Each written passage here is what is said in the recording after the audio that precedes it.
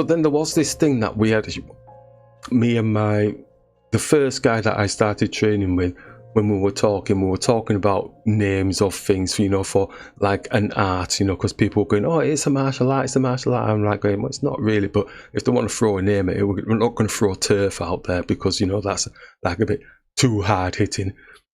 So he went away and he came back and came up with this name, Cantonese, apparently for the Phoenix Arises. That's when I started expanding out, going to different clubs and training people in the new pink and fluffy version of the turf.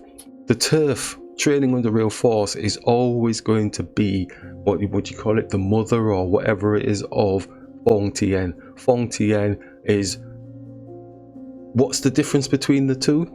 I would say all the technical aspects of what turf provided and the psychology of movement, etc., all of those, aside from the hard hitting stuff, is what Fong Tien is. Again, I'm not belt orientated, you know, I'm street orientated with our street wrestling type system that helped build my confidence. So there was no belts or anything. It was just a matter of, well, okay, can I do the double kick now? Can I do it as good as the elder? Can I do the side kick as good as the elder? You know, so those were my sort of gauge points, you know. And then speed, can I move my hands as fast? Am I as powerful as them? Or am I as powerful as the other guys who are working out with the elders? You know, that type of thing. So those were my gauge points.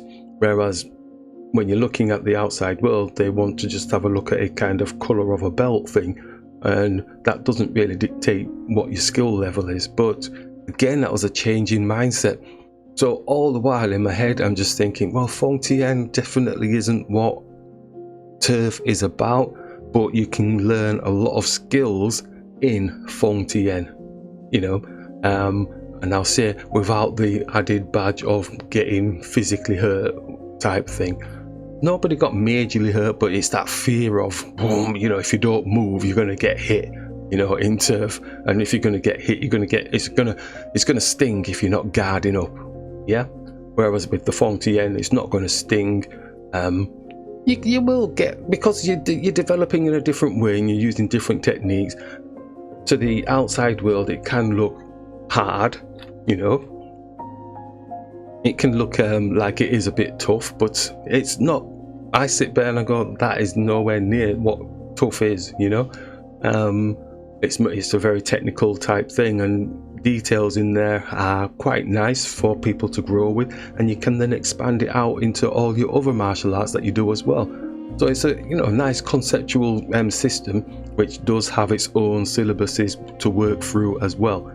You know, because people can harp on about having a conceptual system but not have anything to work towards.